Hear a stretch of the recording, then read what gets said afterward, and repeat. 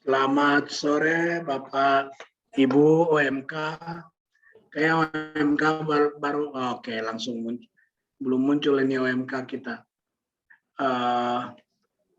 Saya kira nanti akan akan bertambah yang bergabung, tapi kita mulai saja. Ini pertemuan yang terakhir untuk bulan kita suci nasional dengan tema Yesus sahabat bagi mereka yang bertobat. Puji Tuhan bahwa kita semua sehat-sehat ya, jadi kita mendapat perlindungan dari Tuhan dan kita tetap memohon supaya senantiasa kita dalam perlindungan dan penyertaannya. Pak Hasto, monggo Pak Hasto yang akan memfasilitasi pertemuan kita sore ini, pertemuan yang terakhir menyimpulkan bulan kita suci. Silakan Pak Hasto. Ya, terima kasih Pak Usman.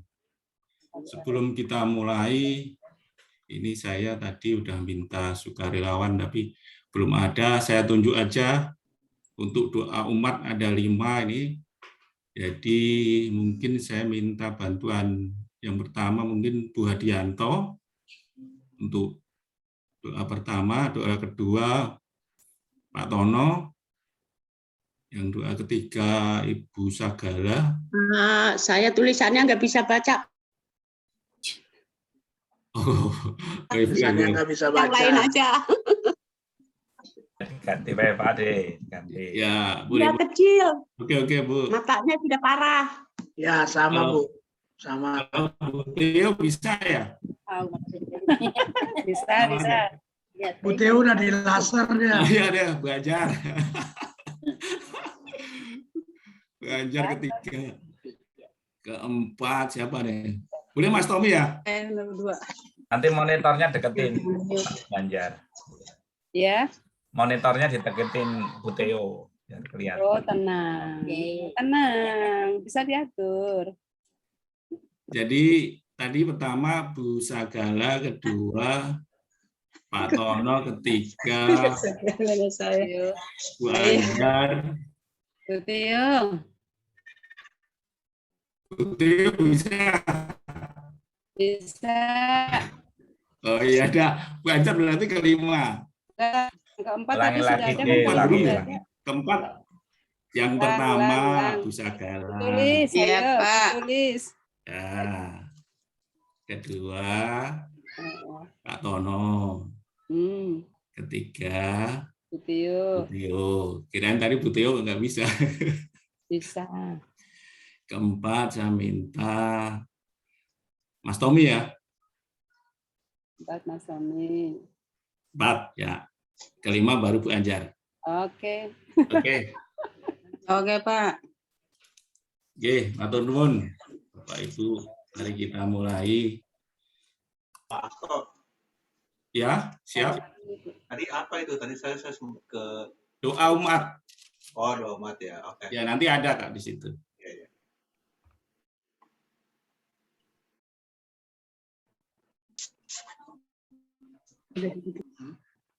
Jadi kita mulai aja. Yesus sahabat bagi mereka yang bertobat. Bapak, Ibu, dan Saudari yang terkasih, serta OMK yang hadir pada sore ini,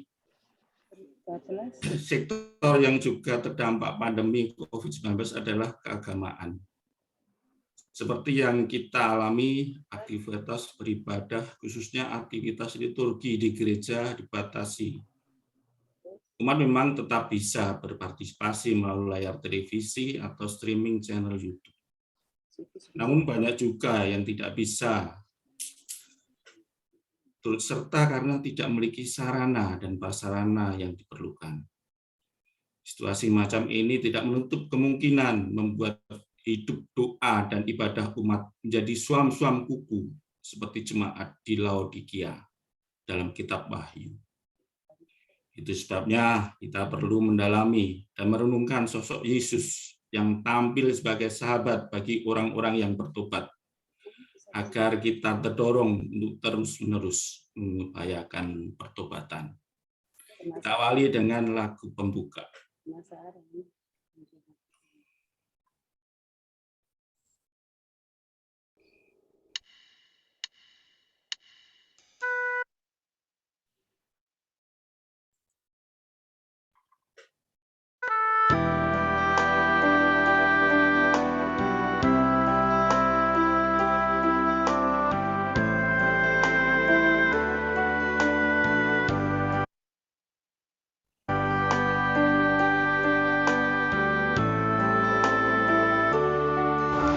Siapakah aku di hadapan-Mu Tuhan, Kau curahkan cinta-Mu. Apakah artiku bagimu, cinta-Mu setia selalu. Pantaskah ku menyambut tubuh darah-Mu, karena banyak dosaku. Sering ku ingkari cinta-Mu dalam langkah hidupku. Ampunilah aku, ampuni kelemahanku, ampuni dosaku dan keinginanmu, agar ku mampu wartakan kasih-Mu di dalam hidupku. Bersihkan hatiku dengan sucinya cinta-Mu, jadikan hatiku istana cinta-Mu, tempat yang layak untuk bersemayam tubuh dan darah-Mu.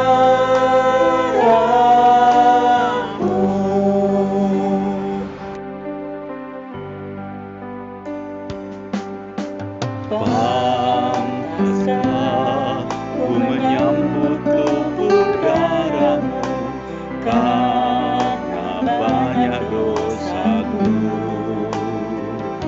Sering ku ingkari cinta-Mu dalam langkah hidupku.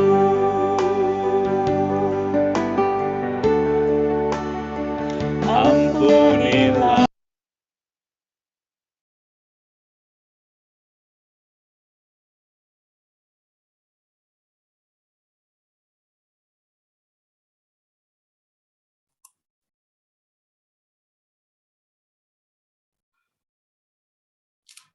Dalam nama Bapa dan Putra dan Roh Kudus. Amin. Tuhan beserta kita sekarang dan selama-lamanya.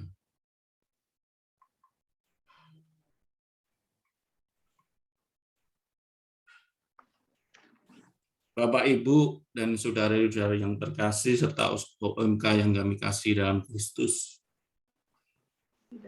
Dalam pertemuan keempat dan terakhir ini, kita diajak untuk mendalami, merenungkan, dan mencari pesan dari perikop dalam kitab Wahyu yang memuat surat Yohanes pada jemaat di Laodikia.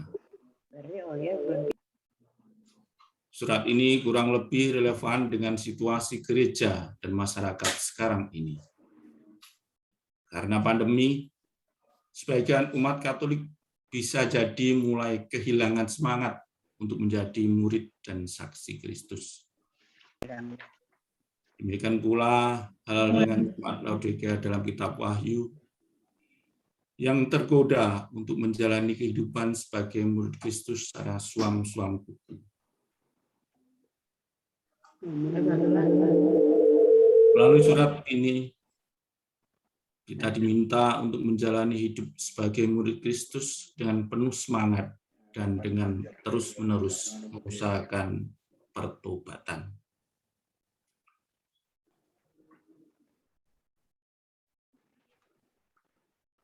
Marilah kita berdoa. Allah Bapa di dalam surga, kami bersyukur kepadamu karena Engkau telah menuntun dan menggerakkan hati kami untuk merenungkan sabda-Mu.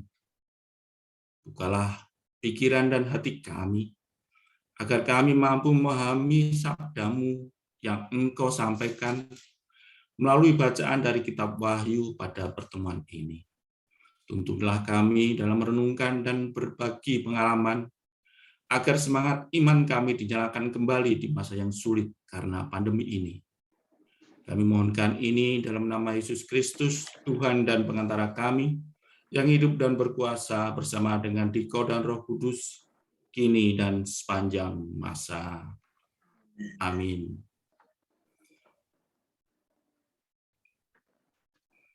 Kita tayangkan film pendek sebelum kita memasuki bacaan kitab suci. Apakah kamu pernah mendengar cerita tentang surga?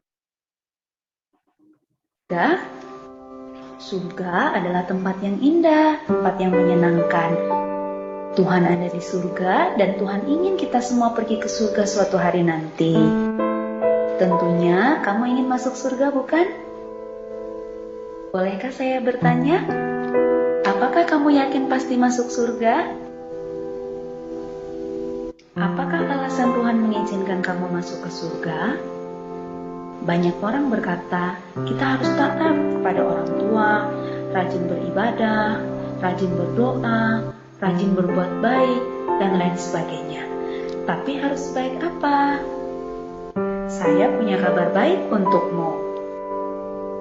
Ini kabar baiknya, surga adalah hadiah gratis dari Allah. Namanya hadiah, tentu kita tidak perlu membayar.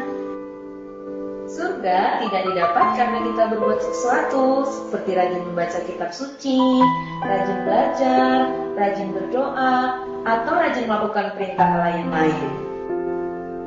Surga juga tidak didapat karena kita layak atau pantas menerimanya. Seperti misalnya kita jadi anak yang pintar, anak yang rajin, kita tidak nakal, suaranya bagus, selalu juara di sekolah.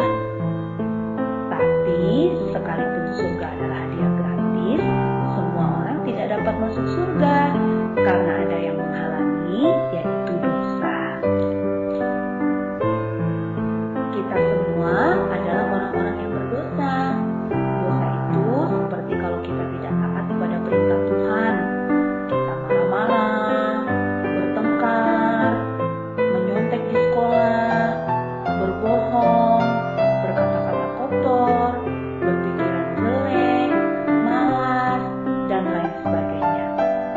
Dosa juga kalau kita tahu yang baik tapi tidak mau melakukan, seperti membantu orang tua, beribadah, berdoa, taat kepada orang tua, tapi kita tidak lakukan, itu adalah dosa. Dosa sudah mengikat hidup kita, sehingga kita cenderung untuk berbuat dosa. Kalau kita terus berbuat dosa, maka dosa kita akan sangat banyak. Nah, dengan dosa yang banyak seperti ini, kita tidak dapat menyelamatkan diri kita sendiri untuk masuk surga. Kita seperti orang yang tenggelam dalam lumpur hisap. Tidak mungkin kita menarik rambut kita untuk mengangkat diri kita, bukan? Nah, kita juga seperti itu. Kita tidak bisa menyelamatkan diri kita sendiri untuk masuk surga. Mungkin kita berpikir, kalau saya banyak berbuat baik, nanti ditimbang dosa dan perbuatan baik saya, sehingga saya bisa masuk surga. Tetapi itu tidak mungkin. Mengapa? Untuk masuk surga kita harus sempurna. Artinya tidak ada dosa satupun yang kita lakukan dalam hidup kita. Tidak mungkin kita menyajikan kue dari gula, mentega, tepung, dan 9 telur yang baik, tetapi sudah tercampur dengan 1 telur yang busuk. Kenapa? Karena 1 telur yang busuk itu sudah mencemari semua adonan yang baik. Itu sama seperti dosa kita. Sekalipun kita banyak berbuat baik, tapi kalau ada satu dosa yang kita lakukan, itu sudah membuat kita tidak sempurna, sehingga tidak bisa masuk surga. Tapi Allah bisa menyelamatkan kita. Mari kita melihat cara Allah. Kita harus mengerti, Allah tidak seperti kakek yang baik, yang hanya mengasihi tetapi tidak menghukum kita yang berdosa. Allah juga bukan seperti polisi yang adil, yang hanya menghukum dan tidak mengasihi kita yang berdosa. Yang benar, Allah kita adalah kasih sekaligus adil. Allah yang kasih, Dia tidak ingin menghukum kita sekalipun dosa kita banyak.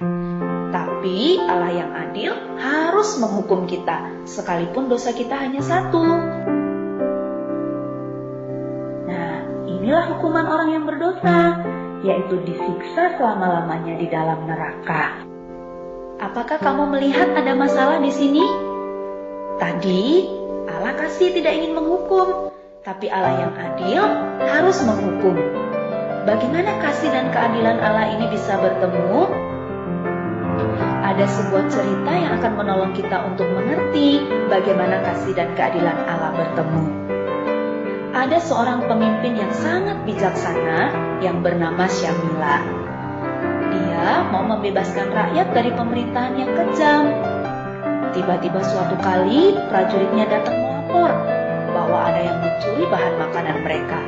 Syamila menjadi marah, lalu dia memerintahkan bahwa siapapun yang mencuri dan tertangkap akan dihukum 50 kali cambukan di muka umum. Ternyata ada yang mencuri dan pencurinya tertangkap. Tapi yang mengejutkan Jenderal Syamila, yang mencuri ternyata adalah ibunya sendiri. Syamila bingung apa yang harus dia lakukan, karena tentu dia sangat sayang kepada ibunya. Tetapi sebagai pemimpin, dia harus menjalankan keadilan, yaitu menghukum orang yang sudah melakukan kesalahan. Tetapi karena Syamila adalah pemimpin yang sangat bijaksana, dia melakukan sesuatu yang mengejutkan semua orang. Dia membuka jubahnya, lalu dia memakaikan kepada ibunya. Dan dia dicambuk sebanyak 50 kali cambukan sebagai ganti ibunya. Dengan cara inilah Syamila menunjukkan kasih kepada ibunya, tapi sekaligus dia menunjukkan keadilan kepada semua pengikutnya. Demikian juga Allah mempertemukan kasih dan keadilannya melalui pengorbanan Yesus.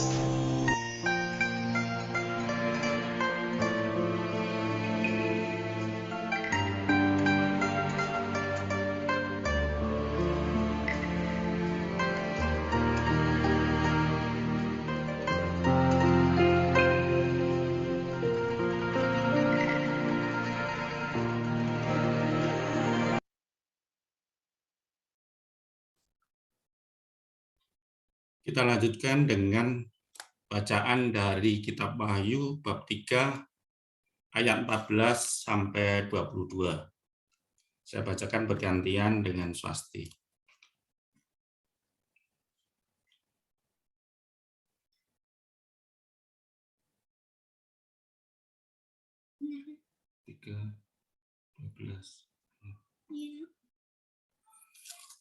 Dan tuliskanlah kepada malaikat jemaat di Laodikia.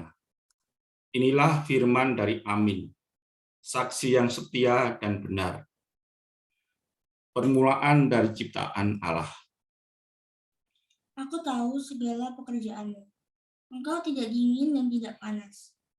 Alangkah baiknya jika engkau dingin atau panas. Jadi, karena engkau suam-suam kuku dan tidak dingin atau panas, aku akan memutahkan engkau dari mulutku. Karena engkau berkata, aku kaya, dan aku telah memperkayakan diriku, dan aku tidak kekurangan apa-apa. Dan karena engkau tidak tahu bahwa engkau melarat dan malang, miskin, buta, dan telanjang,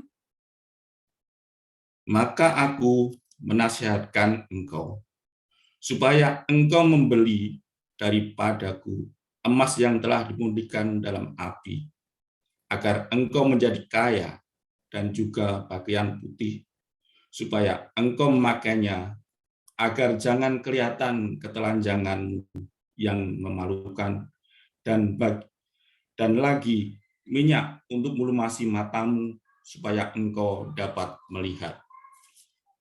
Barang siapa kukasihi, ia kutegur dan kuhajar.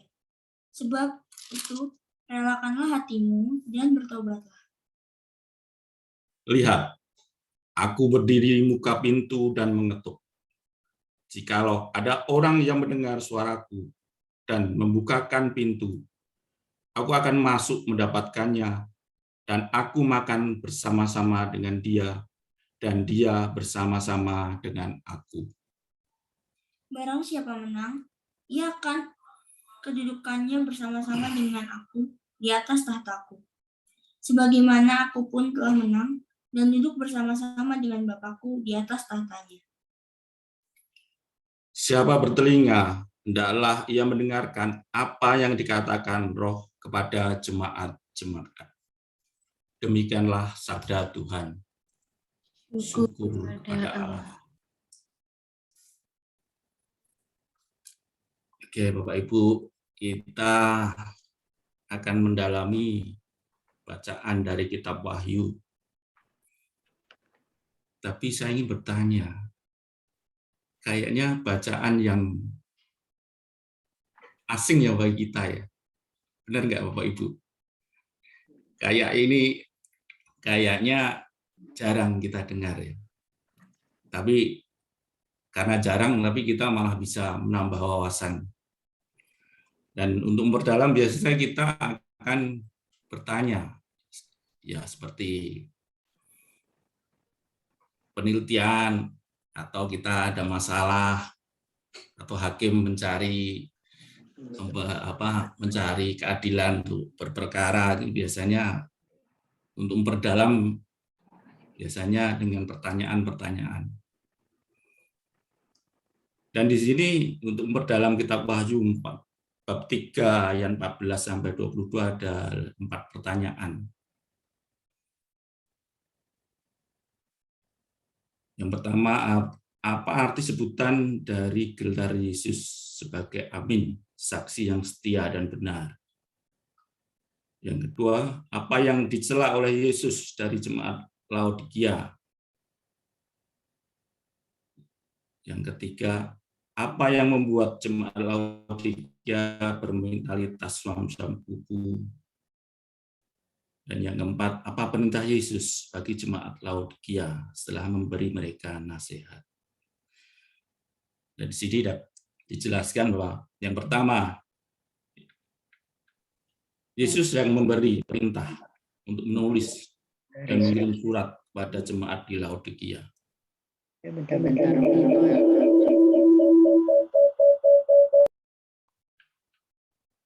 Menyebut dirinya dengan gelar Amin, saksi yang setia dan benar. Kata Amin merupakan kata standar yang dipakai oleh orang Yahudi untuk mengakui kebenaran dari apa yang dikatakan oleh orang lain. Dan ungkapan saksi yang setia dan benar menegaskan kata Amin sebelumnya. Dengan menyebut dirinya Amin, saksi yang setia dan benar, Yesus menegaskan bahwa sabdanya sungguh-sungguh benar, serta dapat dipercaya dan diandalkan. Dan orang tidak perlu lagi berusaha mencari kebenaran yang lain, sebab kebenaran sudah ada di dalam Dia. Dan segala kebijaksanaan dan pengetahuan tersembunyi dalam dirinya. Sebutan dan gelar ini berimplikasi bahwa di hadapan Yesus jemaat dituntut untuk berani melakukan introspeksi secara jujur, serta memperlihatkan keinginan yang serius dan tulus untuk mengubah hidup. Jemaat yang kedua, jemaat Laodikia dicela Yesus karena kurang bersemangat dalam hidup rohani dan puas dengan prestasi diri mereka sendiri. Kurangnya semangat rohani ini digambarkan dengan ungkapan suam-suam kuku, tidak dingin atau tidak panas. Ungkapan ini disoroti sebanyak 3 kali. Hal ini untuk menggarisbawahi seriusnya persoalan hidup rohani jemaat Laodikia. Mereka tidak menjalani hidup sebagai pengikutnya secara total dan disiplin. Sebab semangat hidup rohani mereka hanya suam-suam kuku. Dan dengan celaan ini Yesus menginginkan agar mereka menghayati iman dengan semangat yang menyala-nyala. Itu sebabnya Yesus digambarkan serasa mau muntah melihat kualitas rohani jemaat yang setengah-setengah.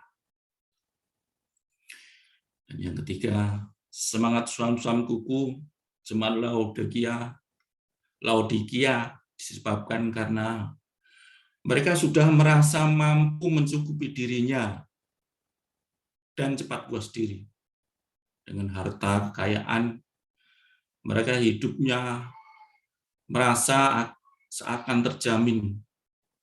Dan di sini tampak adanya kontras yang tajam antara pernyataan jemaat dengan kenyataan yang sesungguhnya. Dan jemaat Laodikia membanggakan kekayaan dan percaya bahwa kekayaan itu memberikan jaminan hidup dan kebahagiaan. Karena itu, mereka tidak pernah berhenti berusaha menumpuk harta. Apa yang mereka miliki seolah tidak pernah memberikan kepuasan. Sehingga mereka menginginkan lebih dan lebih lagi. Dan yang keempat, Yesus memberikan sebuah perintah tegas. Relakanlah hatimu dan bertobatlah. Relakanlah hati adalah perintah agar bersemangat atau bernyala dalam bersemangat.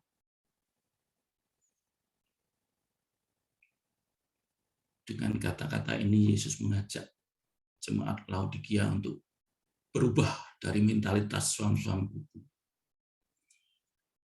Mereka diminta untuk merelakan diri untuk dipenuhi, dikuasai, dan digerakkan oleh Roh Kudus. Bertobatlah tidak berarti hanya perintah untuk mengubah sikap dan perilaku dari tidak baik di masa lampau menuju yang baik di masa depan. Tetapi juga untuk mengubah cara pikir. Orang perlu mengaku kesalahan di masa lampau atau sekarang. Setelah itu memiliki niat, rencana, dan strategi yang tepat untuk memperbaikinya di masa depan. Dan perubahan sikap perilaku harus didasari oleh perubahan cara pikir, cara pandang. Dan dengan kedua perintah ini, jemaat Laodikia diajak untuk mengubah cara berpikir mereka tentang kekayaan dan rasa percaya diri yang berlebihan. Bapak Ibu, di masa pandemi ini mungkin kita merasakan situasi yang sama ya. Apalagi di peribadatan kita dibatasi.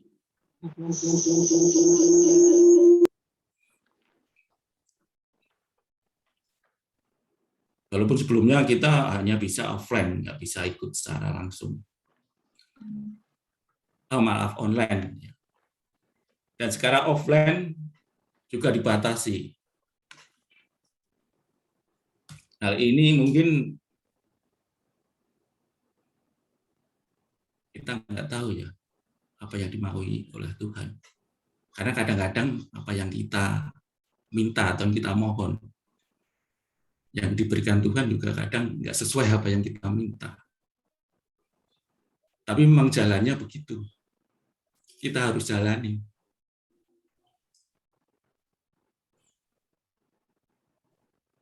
Dan kemarin di pertemuan ketiga juga sudah disinggung oleh Pak Usman mengenai keadaan peribadatan di gereja. Makanya kita juga meminta kepada teman-teman untuk ya intinya nggak suam-suam buku.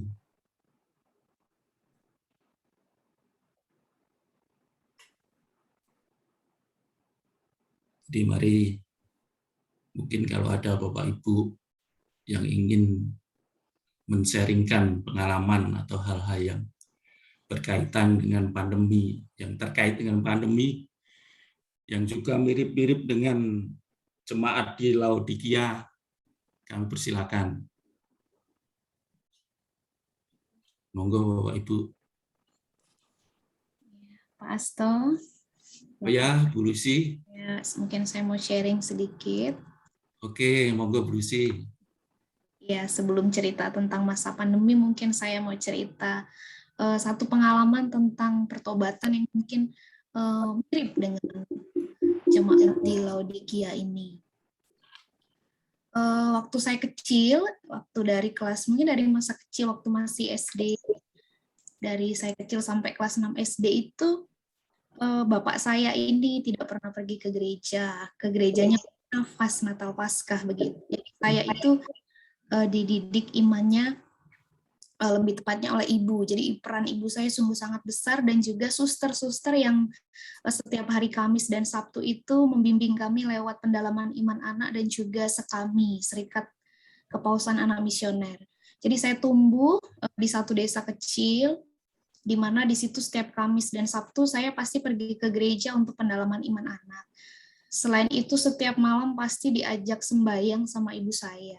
Jadi saya tumbuh itu dengan ibu saya imannya. Bapak saya ini tidak pernah pergi ke gereja dari saya kecil sampai kelas 6. Jadi jarang sekali ke gereja. Jadi hampir setiap malam, saya tidak tahu kenapa bapak saya seperti itu, tapi yang jelas malas lah bisa dikatakan seperti itu. Setiap malam saya berdoa dengan mama saya, itu selalu berdoa, mendoakan bapak saya. Tetapi ternyata tidak dijawab-jawab juga, jadi kadang-kadang memang kalau misalkan dulu namanya ada pastoral care, nanti romo atau suster itu datang ke rumah mengunjungi keluarga-keluarga yang jarang hadir untuk ikut pertemuan begitu. Sehingga kadang-kadang didatengin romo begitu, nanti bapak saya datang karena sudah didatengin romo, tapi minggu depannya lagi, selanjutnya tidak datang lagi. Seperti itu polanya. Lama itu dari saya kecil sampai kelas 6 SD, kok Tuhan nggak dengar ini saya ya, doa saya dan doa ibu saya begitu. Sampai akhirnya, kalau ya karena bapak saya nggak pernah hadir gitu, jadi nggak tahu deh waktu itu, pokoknya kalau malam ikut, kan masih di kampung, jadi ikut jalan kaki gitu dengan tetangga-tetangga, pilih bapak saya begitu. Sampai akhirnya ketika saya SMP kelas 1, entah itu kami yang didengar atau juga mungkin beliau mengalami suatu peristiwa atau pengalaman akan iman, mulailah tumbuh, mulailah rajin ke gereja. Semakin semakin menyadari, sampailah menjadi prodiakon, aktif di gereja, aktif di lingkungan, sampai hari ini. Jadi hari ini pun kalau setiap minggu mengajar anak-anak yang ada di sekolah negeri, begitu, yang tidak mendapatkan pengalaman itu. Saya rasa ini pengalaman pertobatan yang dialami oleh bapak saya, dan itu sangat berharga saya. Sampai hari ini itu masih terkesan bagaimana proses beliau dari yang sama sekali tidak pernah ke gereja, jarang begitu, tetapi hari ini sampai hari ini itu sudah sangat rajin, sangat dekat dengan Tuhan. Lalu kalau bicara soal sharing pengalaman pribadi, selama pandemi sudah hampir 2 tahun, memang menjelang 2 tahun kita ada di rumah, kadang sudah terlalu nyaman Pak Hasto dengan ibadah online, sehingga kadang-kadang ada keengganan untuk pergi ke gereja. Pernah memang rasanya, udahlah, udah ada online, jadi nggak usah pergi gereja offline gitu. Sampai satu ketika sama Pak Osman ditawari waktu itu menjadi tim bela rasa, lalu saya ikut, akhirnya saya ikut misa. Pas misa itu, misa secara offline tuh tidak tahu kenapa, entah ada yang menggerakkan atau kenapa, tiba-tiba menangis.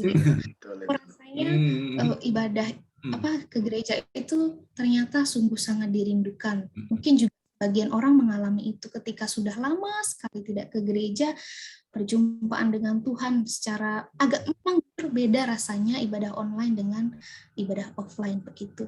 Mungkin melalui pengalaman jemaat-jemaat di Laodikia ini yang sudah terlalu nyaman, seperti kita yang kadang terlalu nyaman dengan ibadah online, mungkin kita diingatkan bahwa kita harus lebih dekat lagi dengan Tuhan. Mungkin itu yang bisa saya sharingkan, Pak Hasto. Terima kasih, Bapak Ibu.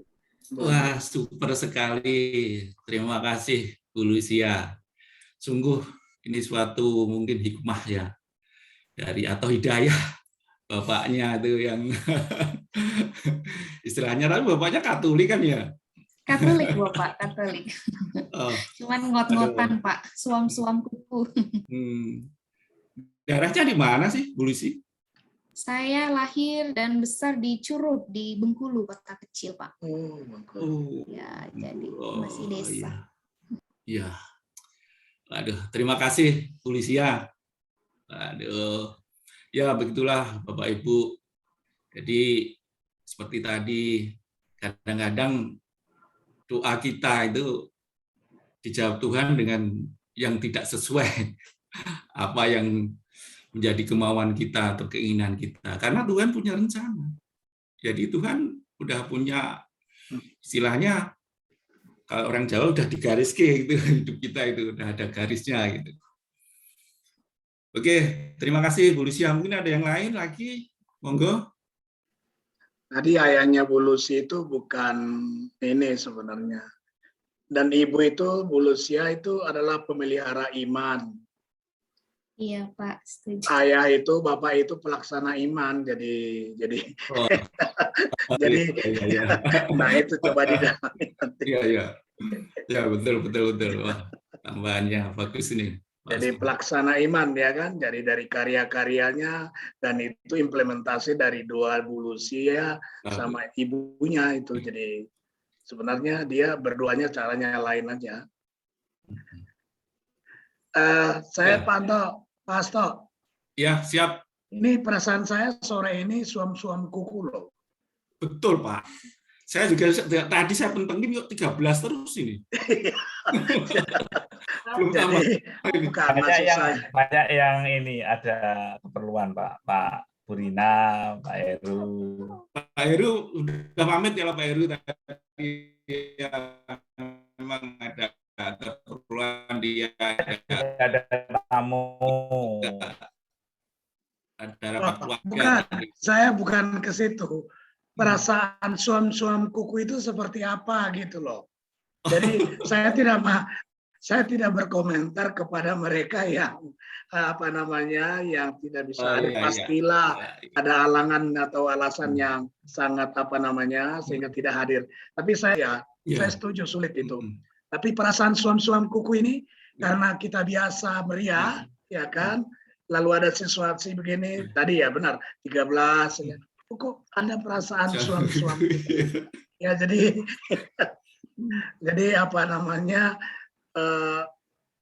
rasa itu bisa kita rasakan gitu ya. Jadi sama saya kira tadi juga keinginannya, saya mengimbau kembali memang gereja, meskipun kadang-kadang nggak konsisten ya, jadi menginginkan ke gereja tetapi membuat aturan-aturan yang menghambat ke gereja. Nah ini Bu Sari, saya mau tambahkan aja supaya tidak membuat iman kita menjadi suam-suam kuku. Karena Bu Sari bilang kan akan ketemu Romo. Jadi kriteria atau apa istilahnya, parameter atau apa istilahnya saya lupa kemarin. Parameter betul Pak. Bukan parameter, apa istilahnya? Persyaratan. Ya, tapi mereka kan karena ini kan semua otomasi ya. Jadi dia di-set di sistem, artinya nanti misalnya Krisma itu menjadi salah satu persyaratan gitu ya. Jadi ada komuni pertama, ada Krisma gitu kan. Jadi ini kan bisa dimaknain menjadi pembatasan sebenarnya orang ke gereja. Apakah ke gereja itu kalau sudah dibolehkan misalkan sudah 2 kali vaksin ya, sudah 2 kali vaksin dan itu kan aturannya untuk pembatasan untuk menjaga kerumunan itu kan. Nah, ke gereja itu apakah hanya untuk komuni, untuk anak-anak, atau mereka misalkan yang anak-anak kalau nanti sudah vaksin semua itu ya, ke gereja apakah untuk komuni saja? Terus kemudian kalau harus krisma, apa komuni pertama setelah krisma atau gimana gitu? Atau krisma itu setelah komuni pertama gitu loh. Jadi kan agak bingung. Jadi mudah-mudahan Bu Sari dengar nggak Bu Sari ya? Karena ketemu Romo. Itu benar-benar tidak boleh menjadi salah satu kriteria untuk bisa offline. Itu kalau saya keras sebenarnya mengatakan itu bisa dimaknain membatasi orang untuk ikut misa offline yang secara aturan administratifnya dari kriteria prokesnya tidak ada masalah. Tapi karena ditambahin ada harus krisma, nah itu kan menjadi iman kita bisa benar-benar jadi suam-suam kuku ini yang sudah semangat ke gereja untuk ikut misa offline, nanti bisa menjadi mundur. Nah, saya kira pertemuan dengan Romo itu penting. Jadi itu tegas saja bisa dimaknain membatasi. Itu kan persyaratan apa namanya itu? Bukan nggak ada peristiwa iman di situ ya, tidak ada unsur teologis juga di situ. Jadi saya nggak ngerti kok itu bisa menjadi salah satu nanti parameter yang akan digunakan untuk mendaftar misa offline. Saya kira itu mudah-mudahan teman-teman kita yang hari ini tidak bergabung yang membuat terasa suam-suam kuku, mereka juga sehat-sehat. Tapi mengenai pertobatan saya kira kita susah juga mencari-cari ya, apakah kita suam-suam kuku atau enggak gitu. Tapi banyak hal ya, jadi artinya tidak harus yang besar-besar lah. Kalau saya selalu mengatakan pasti ada kelemahan-kelemahan itu. Dan setiap hari kita melakukan pertobatan itu. Itu aja. Pas kalau ini terasa memang suam-suam kuku ya. Pak Usman.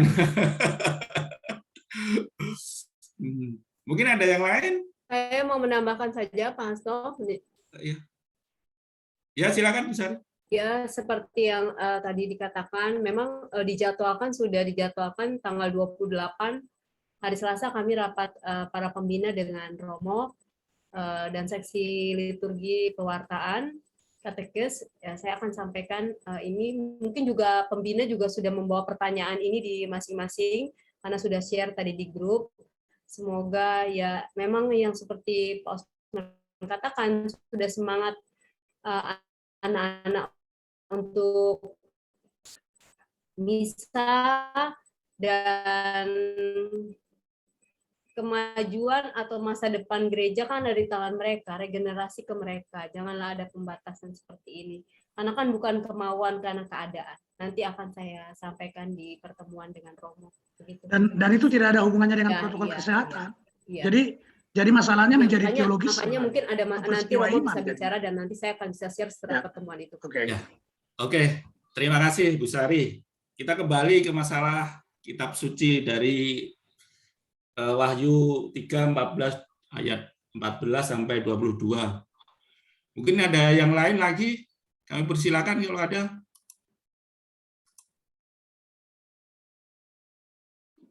Sedikit aja Pak D, mungkin berkaitan sharing pengalaman aja.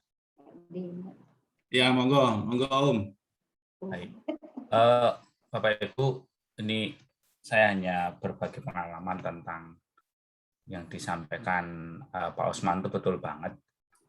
Bahkan semalam saya juga chat malam-malam itu jangan sampai keprihatinan Bapak Paus Benediktus ya, bukan Fransiskus waktu itu di tahun 2000, lupa saya 2000 berapa. OMK di pemuda di Eropa itu keprihatinan. Jangan sampai hal ini. Dulu waktu di gereja Teresia ada Romo yang menyampaikan hal ini. Saya lupa tahunnya tahun berapa. Bahwa di Eropa itu anak muda juga sudah mulai tidak aktif. Dan kalau kita pergi ke istilahnya katedral atau di basilika gitu ya istilahnya itu yang datang hanya yang sepuh-sepuh. Ini keprihatinan banget yang dirasakan pastor menyampaikan, saya lupa namanya. Ya jangan sampai hal ini seperti yang dikatakan Pak Osman, saya dukung, ya Bu Sari saya pesan juga rapat dengan Romo, jangan sampai menular ke Asia, di Indonesia, sehingga loh OMK itu adalah generasi gereja loh. Jadi jangan sampai, mungkin kelihatannya sepele, tetapi amat sangat penting sekali. Itu. Satu Pak D, saya mau sharing pengalaman sedikit. Jadi beberapa tahun lalu itu biasa ya, yang namanya doa itu ya harapannya dikabulkan semua permohonan kita. Nah, saya sedikit sharing tentang pertobatan saya itu.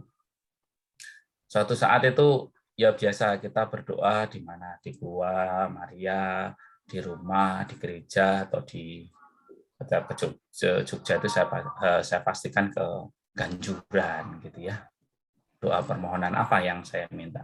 Nah, suatu saat 2 tahun lalu berarti saya melihat dan saya berharap bahwa anak saya itu bisa diterima di PTN yang diharapkan.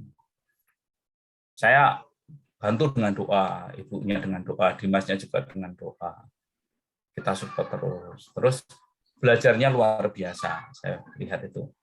Tetapi ternyata kok Tuhan waktu itu, ya 2 tahun yang lalu itu, dia kepengen ke UGM, tetapi tidak diterima. Lalu akhirnya dia diterimanya justru malah di Brawijaya tahun lalu. Nah, itu sempat saya sharingkan pertobatan saya. Saya sampai ditegur sama istri saya. Saya agak sedikit pergumulan di dalam batin saya. Bahkan saya yang awalnya itu sering berdoa, saya katakan, saya jarang berdoa, bahkan sampai ditegur istri saya. Kamu kenapa? Nggak tahu, saya kayak ada sesuatu yang berbalik di dalam diri saya.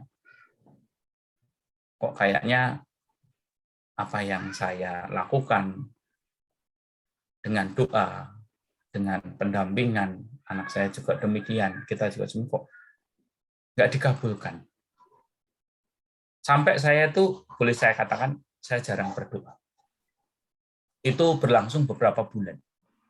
Kalau ikut misa offline pasti ya, tapi yang namanya berdoa, saya akui, sampai saya ditegur keras sama istri saya. Terus satu saat saya, itu berlangsung berapa bulan ya, sekitar 3-4 bulan. Itu cukup lama. Lalu saya mencoba untuk sedikit-sedikit, mungkin ini cara Tuhan untuk memberikan yang terbaik. Gitu. Tapi itu tidak mudah. Saya masih sedikit susah untuk bisa aktif berdoa seperti dulu. Tapi saya coba akhirnya saya mencoba menyadari, ini jalan Tuhan, mungkin ada yang berkelok sementara dulu gitu. Karena waktu itu juga ada murid saya yang temannya Dimas juga, dia merasa bahwa dia harusnya dapat gitu. Sampai saya menangis. Kenapa sih kok Tuhan begini ya? Ini sungguh saya sampai menangis, kecewa gitu loh. Karena yang bicara bukan saya, tetapi yang bicara adalah temannya anak saya yang melihat bahwa luar biasa gitu, harusnya dia yang dapat gitu. Tapi ya sudah, saya mencoba untuk melakukan pertobatan saya meskipun perlu waktu sekian bulan, nggak mudah memang. Terus akhirnya ya saya mencoba dikit-dikit, akhirnya ya kembali lagi dengan ketekunan di dalam doa. Saya berpikir dikasih pendampingan istri saya juga, bahwa Tuhan tuh menentukan mungkin jalannya nggak harus langsung begini, harus berkelok. Nah ternyata memang betul yang disampaikan. Jadi tahun berikutnya, tahun kemarin, anak saya akhirnya dia izin, Pak boleh nggak saya izin ikut tes di UGM lagi? Loh kenapa enggak? Saya bilang. Semua itu dicoba. Selama Bapak masih bisa memberikan sesuatu, coba saja. Bayarnya gini, kamu nggak usah mikirin, yang penting kamu belajar. Dan puji Tuhan, ternyata apa yang dikatakan istri saya, Sorry ya Bapak Ibu ya, saya agak deg gitu ya. Apa yang dikatakan istri saya itu betul. Bahwa jalan Tuhan itu enggak selalu lurus. Meskipun saya harus mengalami yang namanya tadi, saya harus sampai enggak mau berdoa kasarnya. Terus anak saya coba, dan kebetulan inilah jawabannya. Saya dengan doa tekun-tekun ini, anak saya tahun kemarin kok kebetulan puji Tuhan diterima di UGM seperti yang diharapkan dia. Semakin memperkuat iman saya bahwa oh ini jalan Tuhan ini. Meskipun teman-temannya seperti itu pemikirannya, saya pun juga seperti itu ya awalnya pemikirannya loh. Kayak nggak setuju gitu loh kok. Begini ya. Tapi ternyata Tuhan menentukan jalan berbeda seperti yang dikatakan istri saya. Akhirnya tahun ini ya Dimas baru bisa diterima di UGM. Itu aja pengalaman. Sorry. Makasih Om Anton. Waduh, syukur sekali. Mungkin masih ada lagi, ada waktu mungkin 3 menit lagi. Ada yang ingin bersharing, berbagi.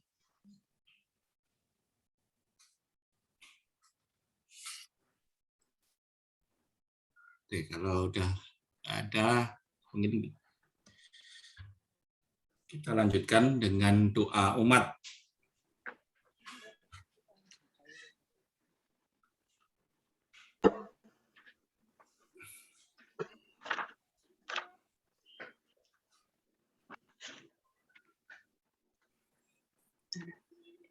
Allah Bapa kami yang ada di surga, kami percaya bahwa pandemi COVID-19 ini merupakan teguran bagi kami manusia.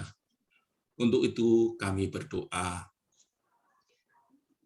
Bagi gereja umat Allah, ya Bapak, pandemi COVID-19 mengakibatkan peribadatan menjadi terbatas. Semoga gereja senantiasa memperhatikan kebutuhan rohani umatnya.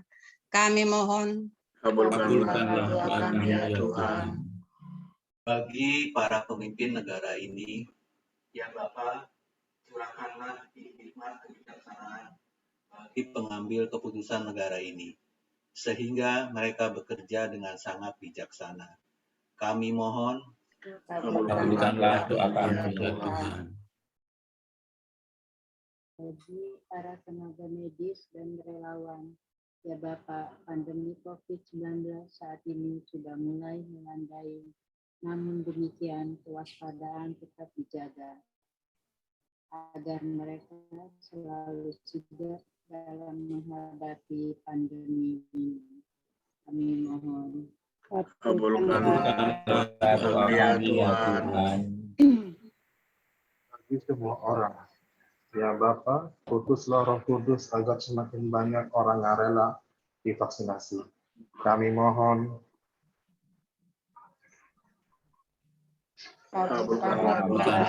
Bagi kami yang berhimpun lewat Zoom, ya Bapa, kami menyadari pandemi COVID-19 membatasi kegiatan peribadatan di gereja. Oleh sebab itu ya Bapa, dampingi kami selalu agar tetap setia dan aktif dalam peribadatan. Kami mohon. Kabulkanlah doa kami ya Tuhan. Mungkin bisa disambung bagi yang mau berdoa spontan. Allah Bapa yang makasih. Terima kasih pada malam hari ini Kau bukakan pikiran kami. Kau bukakan hati kami melalui sabda-Mu. Ajarilah dan tuntunlah hidup kami untuk senantiasa mengalami perubahan, baik pikiran maupun tingkah laku kami, perbuatan kami, untuk meluhurkan nama-Mu dan juga untuk berinteraksi dengan sesama kami. Ajarilah kami, kiranya Engkau senantiasa mendampingi hidup kami untuk selalu mengarah ke kebaikan. Kami mohon. Kabulkanlah doa kami ya Tuhan.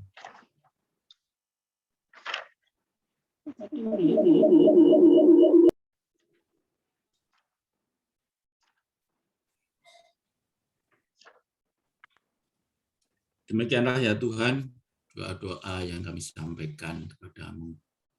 Dan kami percaya bahwa Engkau masih mengetahui apa yang di dalam hati kami, mengenai harapan, kecemasan, dan juga cita-cita atau kepentingan dan kebutuhan yang kami perlukan dalam kehidupan ini.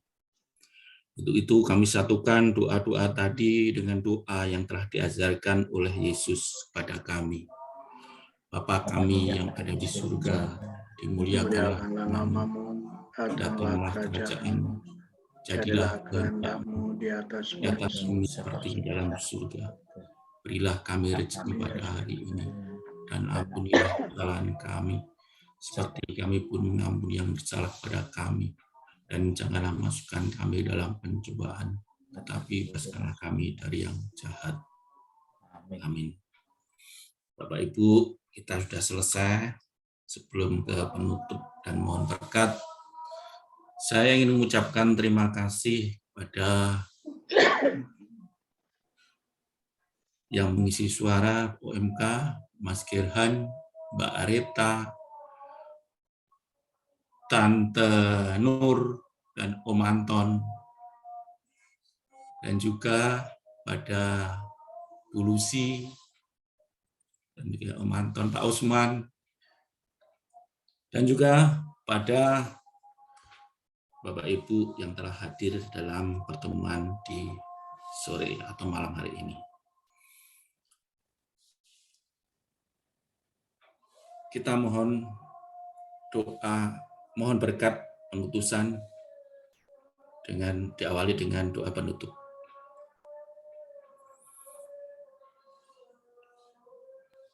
Marilah kita berdoa. Allah Bapa sumber kasih sejati, puji syukur kepadamu karena Engkau telah menggugah hati dan pikiran kami dalam pertemuan ini. Tuntunlah kami dengan kebijaksanaan-Mu agar kami mampu mendengar Engkau yang mengetuk pintu lewat sabda-Mu dan membukakan kami untuk melakukan pertobatan secara terus-menerus. Doa ini kami mohonkan kepadamu dalam nama Yesus Kristus Putra-Mu, Tuhan dan pengantara kami, yang hidup dan berkuasa bersama Dikau dalam persatuan dengan Roh Kudus, kini dan sepanjang masa. Amin. Mari kita mohon berkat Tuhan dengan Tuhan beserta kita sekarang dan selama-lamanya. Semoga kita sekalian dilimpahi berkat Allah yang Maha Kuasa dalam nama Bapa dan Putra dan Roh Kudus. Amin.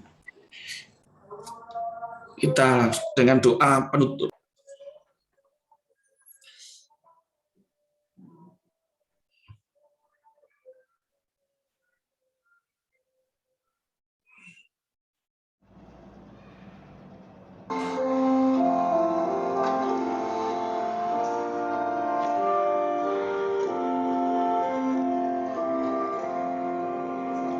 Tuhan semayam di hatiku, santapan jiwaku, dan menjadi air hidupku, penawar dahagaku. Walau bahaya menimpa, Tuhan melindungi. Tanpa was-was ku berjalan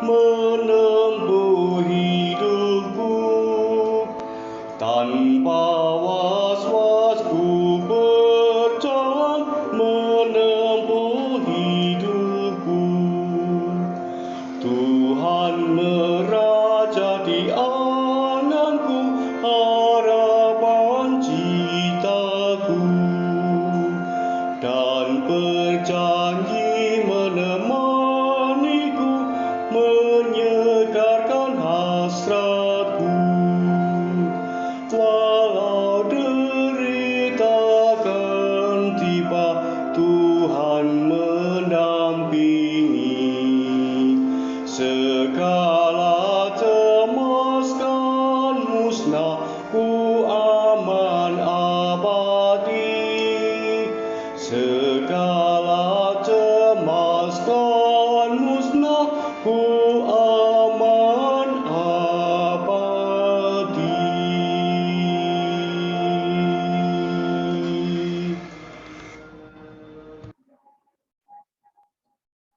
Kami serahkan waktu kembali ke Pak Usman. Monggo, Pak. Terima kasih Pak Hasto ya sudah memfasilitasi pertemuan sore ini. Terima kasih seksi liturgi. Jadi dengan pertemuan terakhir sore ini, rangkaian pertemuan dalam rangka Bulan Kita Suci Nasional 2021 kita sudah laksanakan dan berjalan dengan sangat baik ya. Jadi kalau kita coba review sebentar, di pertemuan pertama Yesus sahabat bagi mereka yang putus asa. Kemudian di pertemuan yang kedua Yesus sahabat bagi mereka yang kehilangan. Pertemuan ketiga Yesus sahabat mereka yang menderita, dan yang terakhir tadi Yesus sahabat mereka yang bertobat. Jadi mereka itu kita lah saya kira ya.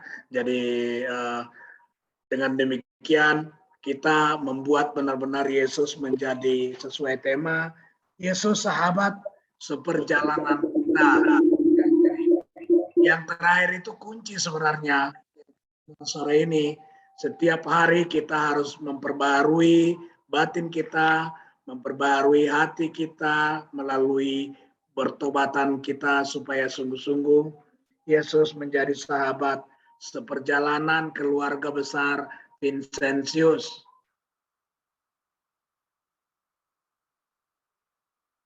Bu Sari, Pak Heru, Pak Anton, terima kasih sudah benar-benar membawa kita atau memfasilitasi kita dalam pertemuan bulan ini.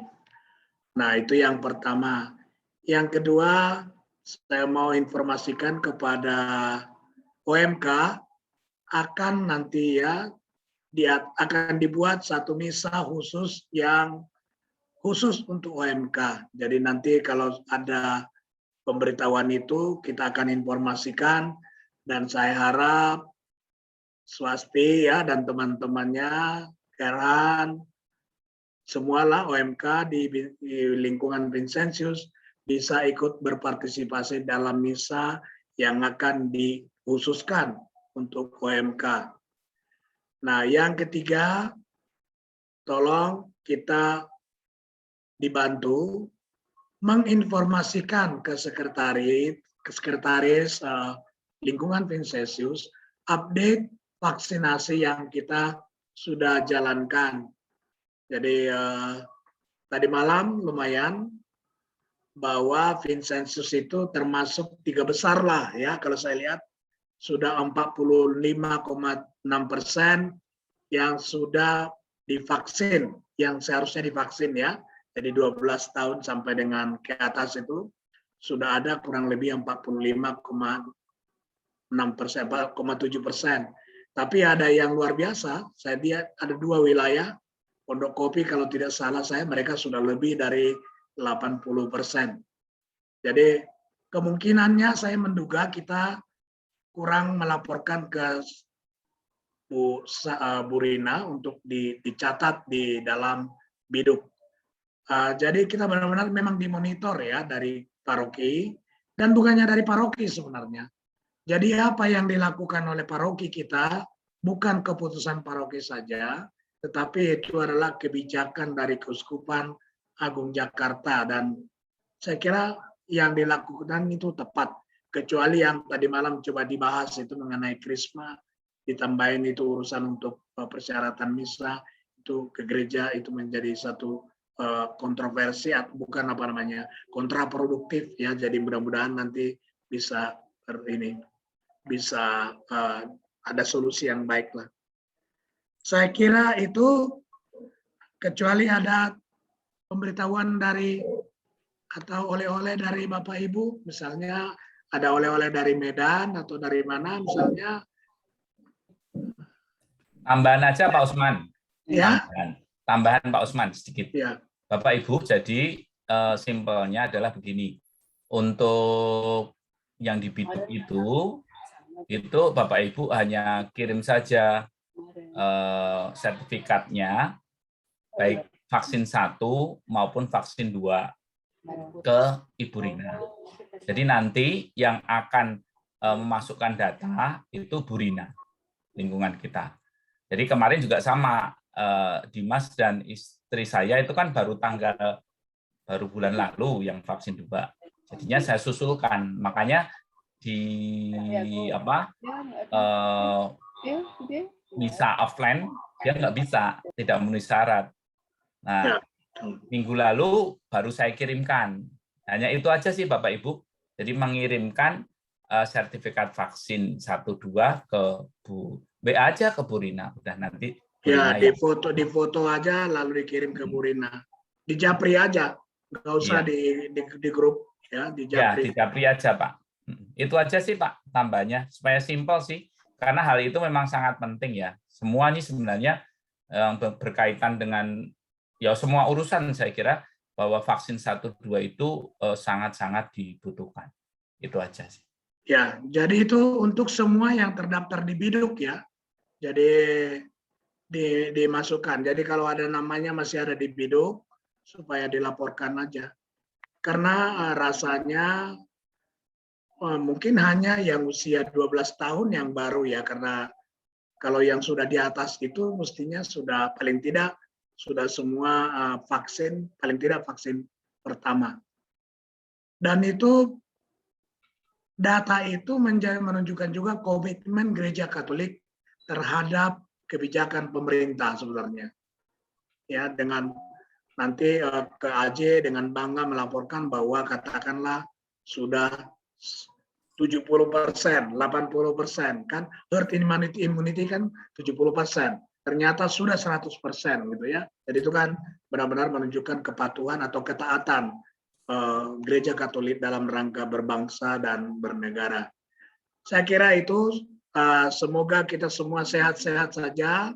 Kalau tidak ada lagi yang perlu diinformasikan, bagian yang terakhir ya kita foto bersama, meskipun nanti foto ini akan berkurang atau kurang dari yang biasa-biasanya, tapi masih cukup ramai. Pak Usman, saya mau tanyakan, ini kan bulan Oktober, bulan Rosario, dari paroki nggak ada ini ya, panduan atau apa gitu?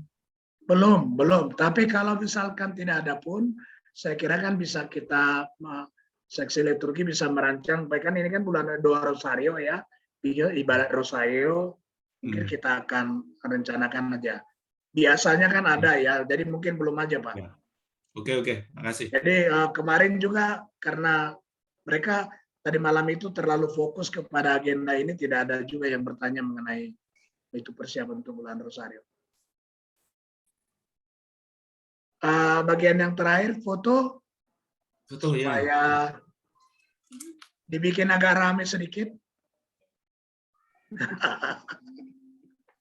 Nah, untungnya ini lebih jelas ini kayaknya karena sedikit nih. ini jelas sedikit. Pak Yosef, diam aja Pak Yosef nih. Oke, Bapak Ibu sudah nyala semua kameranya. Oke, kita pasang pose dulu. 1, 2, 3. Sekali lagi. Mana buatmu? Belum ada fotonya. Buatmu. Mana nggak kelihatan. Udah tuh. 1, 2, 3. Oke. Ya, makasih. Buatmu kemana, Pak Lucia kok jarang diajak, Bu? Ada. Mas Tono, buatmu kemana? Lagi kemana? Lagi ke rumah Ade di Pondok Cipasri. Oh, oke. Sama Niko sama Erina. Jadi Bu Lucia, kalau dulu itu yang jalan-jalan itu mengunjungi itu bapaknya Dan Nur itu. Dia kunjungin itu umat yang jarang ikut di pertemuan lingkungan. Saya termasuk yang dikunjungi dulu. Jadi saya udah bertobat ya. Jadi oh iya Pak. tapi saya, nah ini bagusnya teknologi, saya coba kunjungi setiap pagi, tapi cuman Bu Imam, siapa lagi ya Bu, yang menjawab, Bu Anjar gitu loh. Ya, makasih ya semuanya, sehat-sehat kita semuanya, salam sehat. Terima kasih Bapak Ibu. Terima kasih Bapak Ibu. Terima kasih semuanya, berkah dalam. Terima kasih, berkah dalam.